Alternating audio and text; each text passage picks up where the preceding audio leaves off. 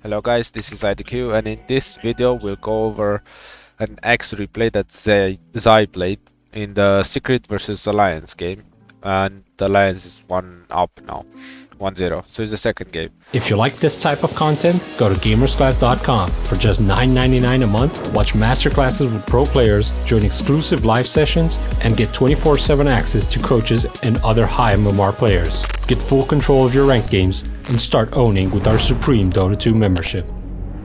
One build that came out of DPC, it's a kind of new build that nobody really does. I mean, not that nobody really does, but it's like a new build, so everyone's testing with it and just trying to see how good it is.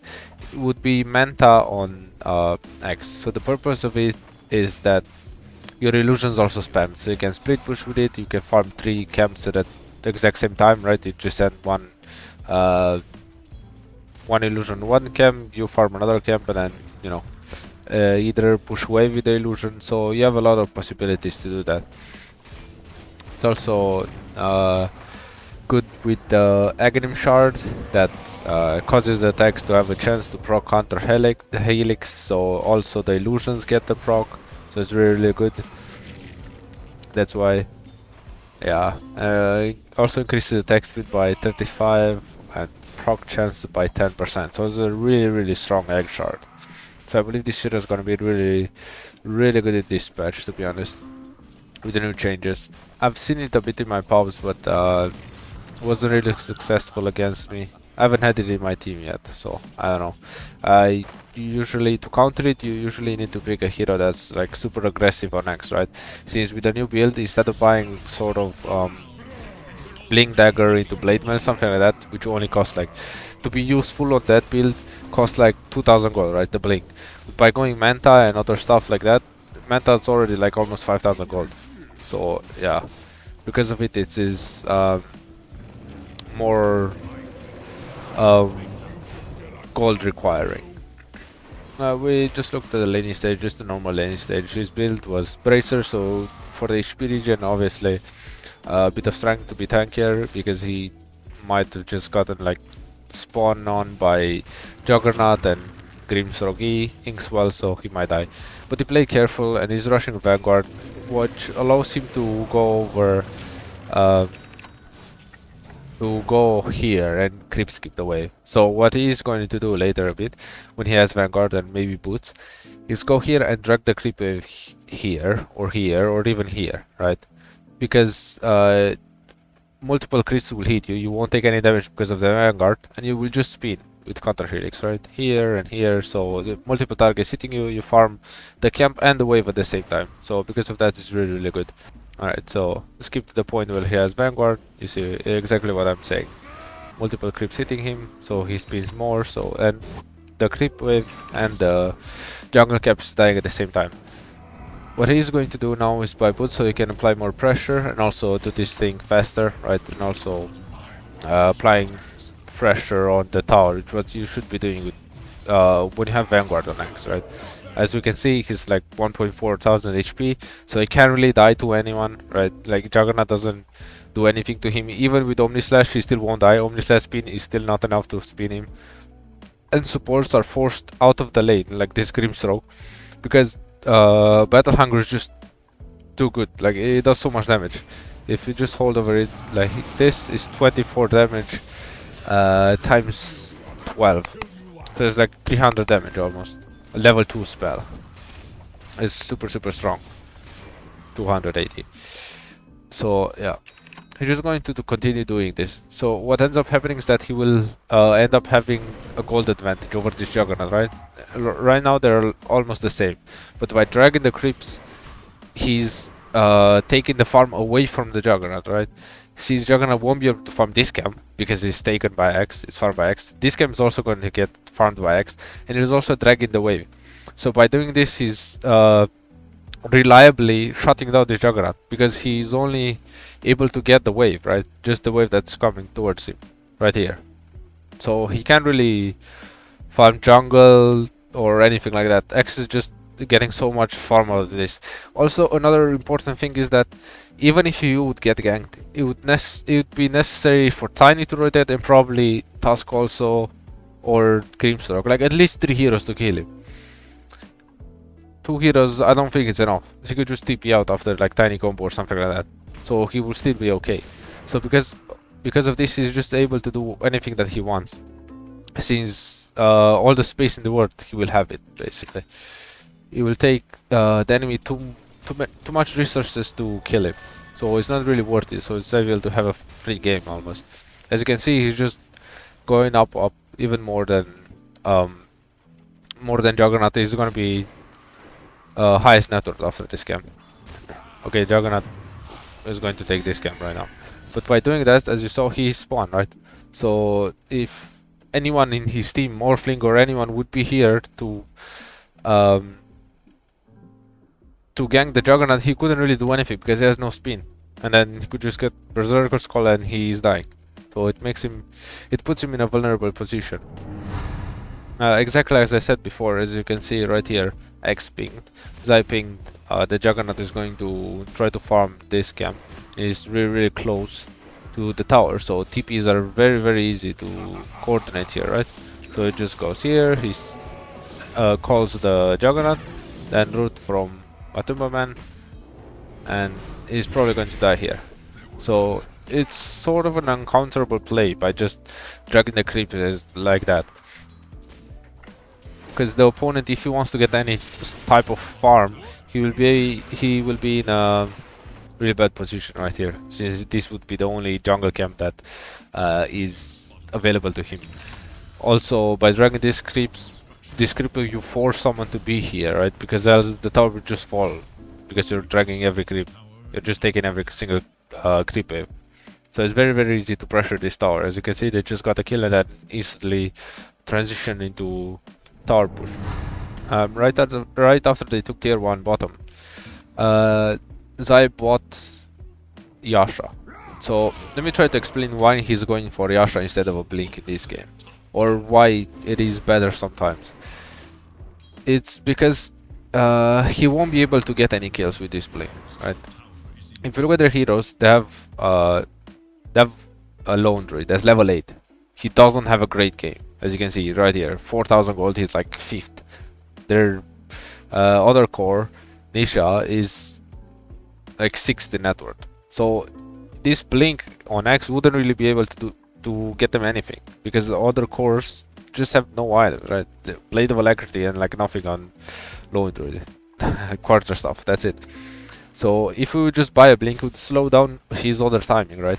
Because Yasha gives movement speed, agility, attack speed, everything that you want for farming, so you can move around the map more. So by not buying a Blink, just delaying the timing on Blink, he's actually doing a lot more for his team, instead of trying to force the issue, right? Just go, oh guys, I have a Blink, let's go fight. That won't happen.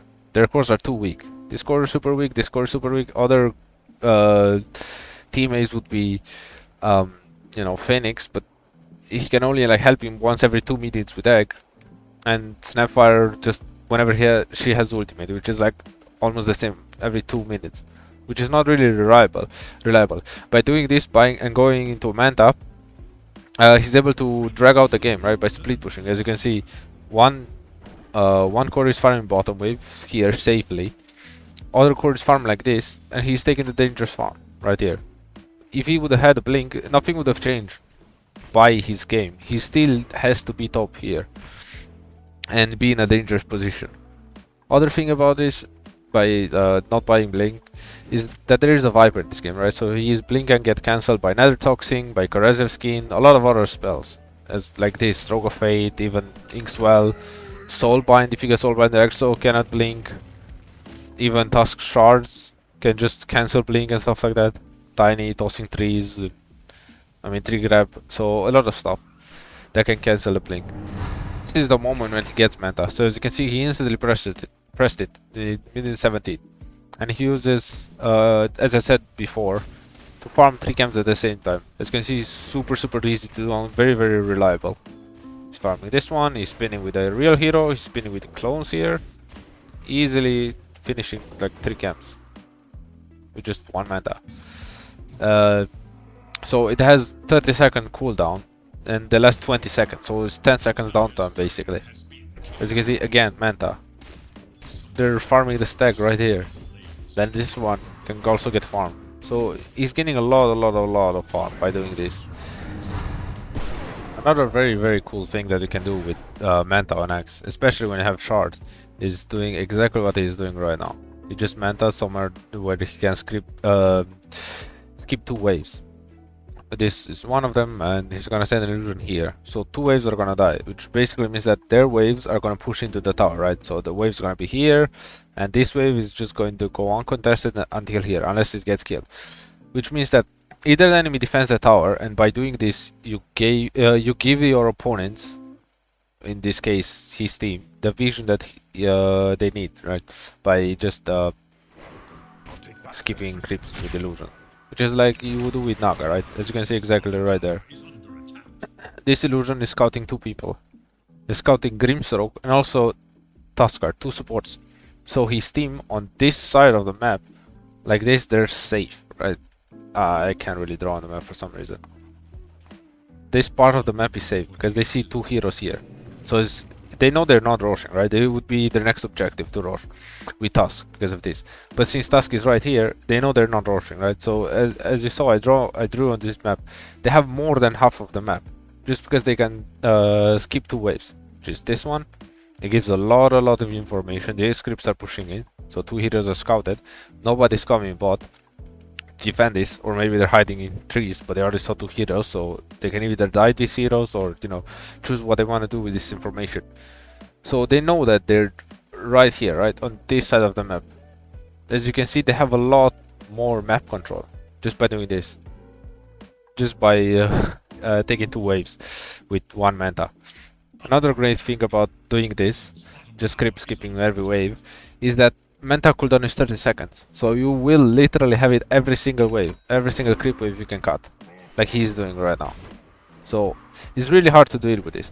First of all, it's because you have no waves, so whenever you're showing in on, if they were to TP here, they would see the TP because their waves is like in the tower almost. So they have to TP right here, right in fog. But it's really hard to do it, to gank an X right here, right? For example, if you'd have a ward here or even here, it would be almost impossible for him to kill.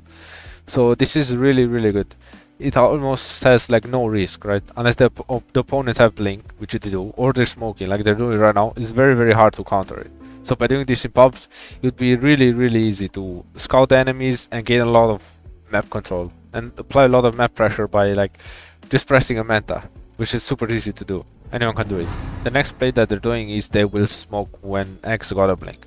Since opponents don't really know it, because he picked it up in fog, they go smoke. So the great thing about Manta and buying a shard is that you sort of replace the blade mail that you need, right?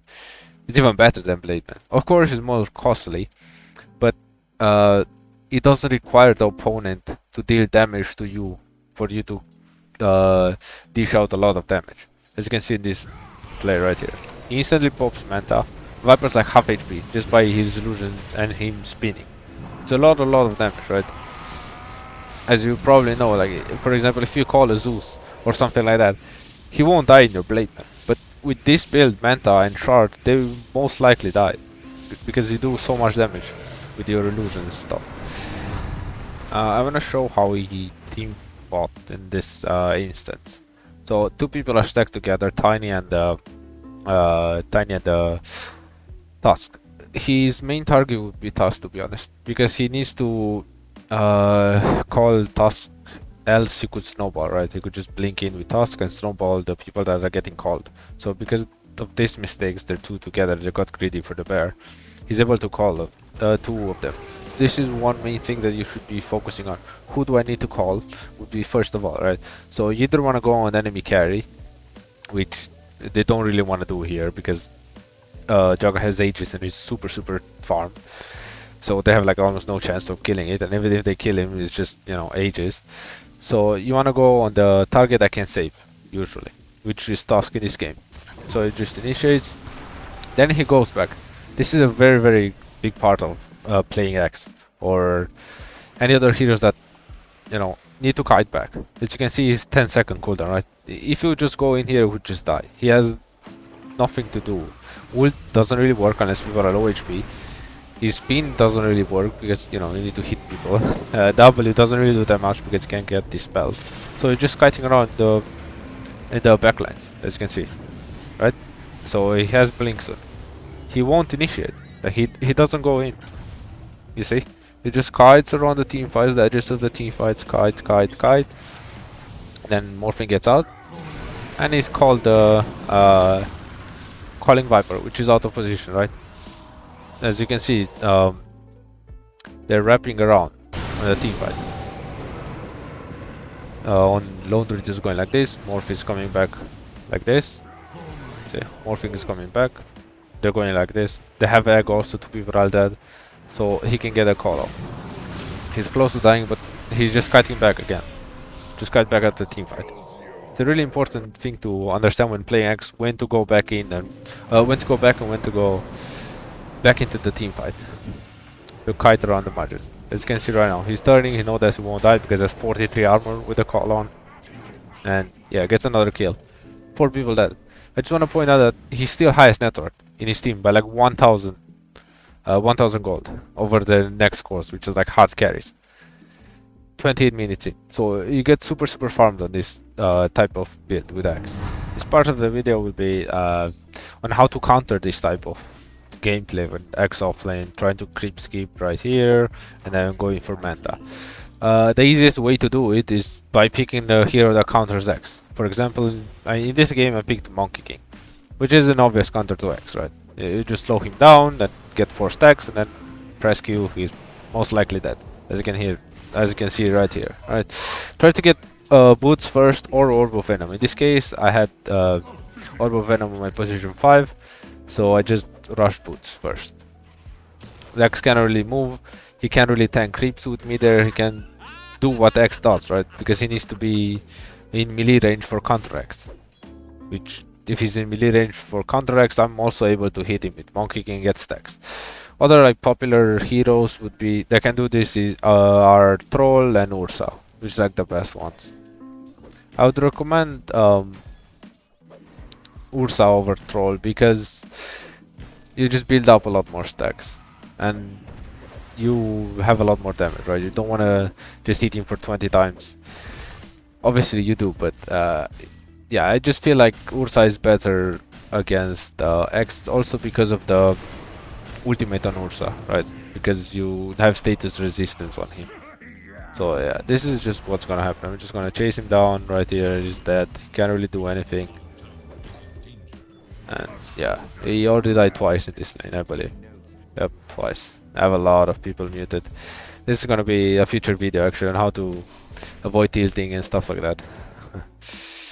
So yeah, X already died twice. What's gonna happen is I buy Windlace also, so I'm even faster. Even though he has boots, I'm faster than him, especially with Orb of Venom.